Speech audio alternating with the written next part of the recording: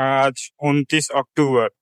दिव्य दरबार में गुरुजी के वाईफाई से हुआ बड़ा चमत्कार, आइए देखते हैं।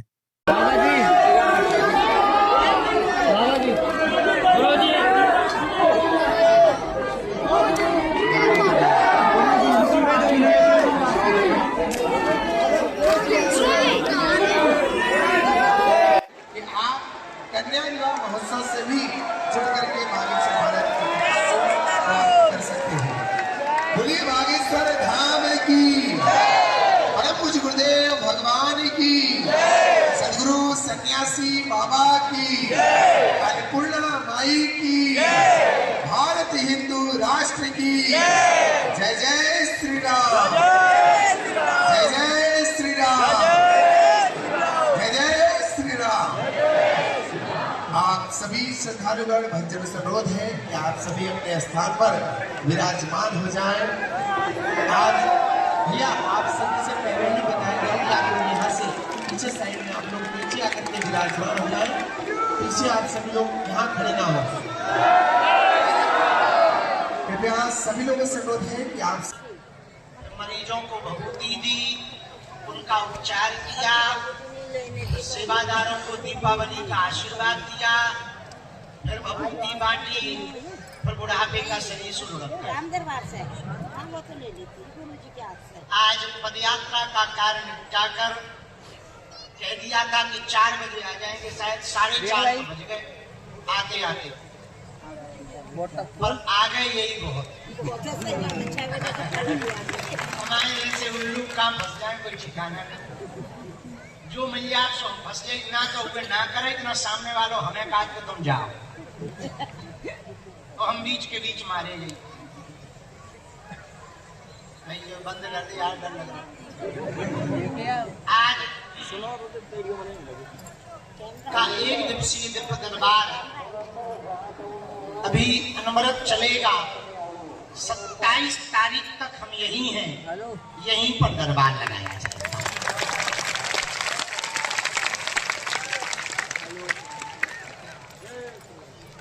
सुनो ध्यानपूर्वक,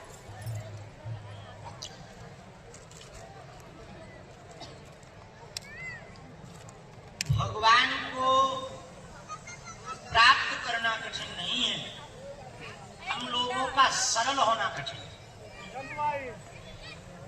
भगवान को पाना कठिन नहीं है, हम लोगों का सरल होना बहुत कठिन है। आज सुबह की एक बात बताएं। देखी एक बहुत बड़े आदमी आए सुबह, बहुत बड़े समझ जाओ, बहुत बड़े, मतलब बहुत बड़े ही थे, शरीर में नहीं, बहुत बड़े थे। आए तो उन्होंने ऑफिस में पूछा कि हमको बाबा जी को मिलना है, कोई रास्ता है? ऑफिस वालों ने कहा कि रास्ता ये है कि 4 बजे वो निकलेंगे, सो तुम बैठ जाना। अरे बोले ये रास्ता नहीं कह रहे, बोले कोई बीच का रास्ता है? ऑफिस वाला भी मजाक किया था लड़का, बोले ये बीच का क्या हो? बोले बीच का नहीं है, साइड का। बोले अरे ऐसा नहीं कह रहे, कुछ लेने देने वाला है? बोले दे दो, जो श्रद्धा हो सो दे दो, देने वाला तो है, लेने वाला भाई हम ले। उन्होंने कहा दे नहीं सकते, तुम दे दो जो देना। अब वो तो बहुत बड़े थे, बोले सुना हमारी बहुत रेपुटेशन है, रेपुटेशन इज्जत ही कहा है, देखो बोले हमारी बहुत रेपुटेशन है, देखो हम भीड़ में नहीं बैठ सकते। तब उस ऑफिस वाले ने बड़ा गजब का जवाब दिया, बोले सुना तुम्हारी रेपुटेशन जेब में डाल दी, और यहाँ भीड़ नहीं आती है, भगत आते हैं। जो आदमी भक्तों के बीच में नहीं बैठ सकता वो कहीं बैठने लायक नहीं है। भीड़ तो आती है रैलियों में, धाम पर तो भक्तों की सुनामी आती है। बाद में पता लगा कि वो चले गए, उन्होंने खूब बड़े बड़े लोगों को फोन लगाया, धाम के चेलों को फोन लगाया, तो हमने चेलों की क्लास लगा दी। यदि तुमने सपोर्ट किया तो हमने तुम्हें आउट किया। सपोर्ट लगा रहे थे, वो नहीं के खुद की जो है कुर्सी सिंहासन हिलने लगे। समझ गए? एक निवेदन हम आज विशेष रूप से करना चाहेंगे। धाम पर लुंगी पहनकर बहुत सेवादार, ये बात हम कहेंगे कि नेट पे भी डालेंगे। लुंगी पहनकर कोई भी सेवादार बन जाता और हमारे साथ फोटो खिंचवा लेता, उसे सेवादार ना मान बैठे। जैसे सभी साधु साधु नहीं होते हैं, उसी प्रकार सभी सेवादार भी नहीं होते। आप ये बात हमको कहते हुए बहुत संकोच नहीं लग रहा, पर कह रहे हैं। आप भरोसा यदि धाम पर करो तो दो लोगों की हमारी जिम्मेदारी है। एक मंदिर में बैठे बालाजी की, एक खुद की।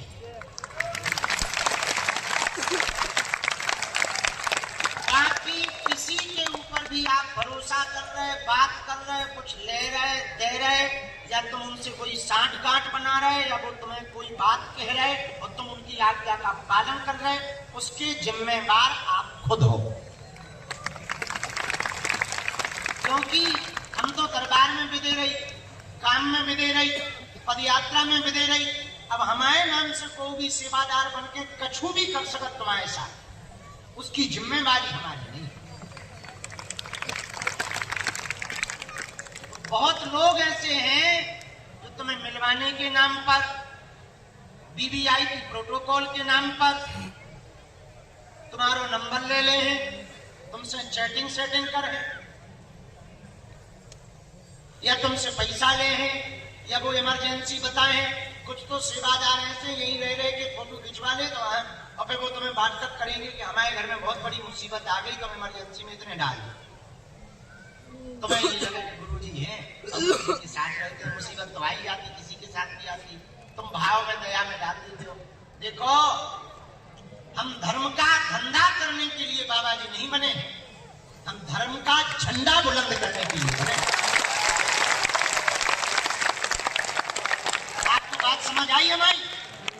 सुनो, ना तो हमें प्लाट बेचना है, ना हमको प्रोटोकॉल बेचना है, ना हमको जो है धर्म बेचना है, ना हमको जो है कोई बड़े आश्रम खड़े करने। जितने बन गए, जितनो है, काम चले ना चले तो झोपड़ी में काम चलाएं, पर भैया हमारा धर्म बिजनेस नहीं हो सकता। दूसरी बात, जो तुम हमें दे देते हो तो वो भी भैया हनुमान जी साक्षी हैं, ईमानदारी पूर्वक हम अपने घर पे भी माता जी को मिठाई तक नहीं भेजेगा। जो कोई उन्हें दे जाए सो ठीक है, हम यदि मिठाई भी घर पे भेजे तो वही मिठाई ले गई जो हमें कथा से दक्षिणा मिलत, उसे हम फिर खरीदे थे, फिर वो माता जी को, ताकि यहाँ का एक भी दाना हमारे घर पे ना लग जाए और हमारे घर के लोग उस दाने में न डूब जाए। क्योंकि यहाँ जो भी है सब बालाजी का है, सब बालाजी के द्वारा है, तो यहाँ का यहीं पर समर्पण होगा। इसीलिए हमने बीच में हम बिगड़ गए थे, इसीलिए तो वीवीआईपी प्रोटोकॉल बंद करे, सिफारिश वाली। अगर वीडियो अच्छा लगे तो प्लीज लाइक करें और सब्सक्राइब करें और वीडियो में बने रहें, आगे देखते रहें। मिलते हैं हम, लेकिन भगत बनकर आओ, सुन ले, टाइम लेके आओ, भगत बन के आओ, भक्ति भाव से आओ। और तुम प्रोटोकॉल लगा के हमारे 4 घंटा खा जा, 4 घंटा में हमें 400 लोगों को भलो कर दे। बात आई समझ में आपको हम क्या कहना चाहते? तीसरी बात, वर्तमान समय में एक बात धाम को बहुत गंभीरता पूर्वक धाम के चेलों को समझनी चाहिए। जितने भी गुरुओं की लुटिया डुबाई है, चेलों ने डुबाई। नेतन की जितनी भी लुटिया डूबी है, उनके अगल बगल वाले रहने वाले, चमचा शब्द न कहना उचित नहीं होगा। सही है, सही है चमचा। अति विशिष्ट सहायक नेतन की लुटिया सहायकों ने डुबाई, गुरुओं की लुटिया चेलन ने डुबाई। चेला तो होता नहीं है, प्रभाव के कारण कहीं चेला बन जाए, भजन भजन तो होता नहीं है, माला जब तो करते नहीं है, बस पहन ली लुंगी लगा लौटी तो गुरु जी के चेला। अरे गुरु जी के चेला वाले गुरु के आचरण है तुम्हारे अंदर। यथा गुरु तथा शिष्य होना चाहिए। जो गुरु के अंदर आचरण हो वो शिष्य के अंदर झलकना चाहिए। पिता की आवाज जैसे पुत्र के अंदर आ जाती है, वैसे गुरु की धारणा शिष्य के अंदर आ जानी चाहिए। बात समझ आई? बात समझ आई? शिष्य वो है जिसके अंदर गुरु की आवाज मिले, गुरु के जैसा व्यवहार हो, गुरु के जैसा आचरण हो, गुरु के जैसी वृत्ति हो, गुरु के जैसी निष्ठा हो। हमारे चेला हम देखा हमें पे निष्ठा नहीं, भगवान में क्या खाप। इसलिए हम आज घोषणा पूर्वक कह रहे हैं, आप लोग हमारे चेलों के चक्कर में ना पड़ना। कि केवल बागेश्वर धाम के 2 लोगों की हमारी जिम्मेवारी है, एक मंदिर में बैठे बालाजी, दूसरी खुद की। क्योंकि हमें हनुमान जी ने जिस काम के लिए भेजा वो सनातन के लिए भेजा है। हम यही माया जाल में फंसे भी होगा कल्याण। हम बीच में इतने जी हजूरी में फंस गए थे, न भजन कर पा रहे थे, न जप तप कर पा रहे थे, न पूजन कर पा रहे थे। इतने उतने डोल रहे, बस जे फलाने जी जे ढिकाने जी, उनने फोटो खिंचवाई, जनता बुलाई, हमारे नाम से जनता को मजा लो, खिसक लो, होगा कल्याण। हमें एक लालच जरूर रहता था, चलो भाड़ में गो हॉस्पिटल बन जाएगा कि यहाँ गरीबों का भला होगा। 4 कमरा बनेंगे, 100 नहीं बनेंगे, 4 बनेंगे, हम 4 में काम चलाएंगे। और सनातन के लिए जिस काम के लिए बजरंगबली ने भेजा है,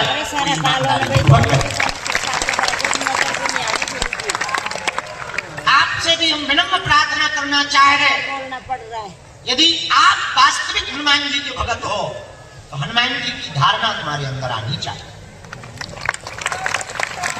हनुमान जी की राम जी के प्रति बहुत निष्ठा है, श्री राम जी के प्रति तुम्हारे अंदर हनुमान जी के प्रति बहुत निष्ठा होनी चाहिए, तभी तुम पर कृपा होगी। चमत्कार ऐसे नहीं होगा, हमारे करने से चमत्कार नहीं होगा। हाँ, वो बात अलग है, हनुमान जी ने हमें प्रसाद दिया है, पर वो प्रसाद चमत्कार दिखाने के लिए हनुमान जी ने सिद्धियां नहीं दी हैं, अपितु धर्म से भटके हुए लोगों को पुनः धर्म पर लाने के लिए हनुमान जी ने हम पर कृपा की। बात समझ आई? बात समझ आई आपको?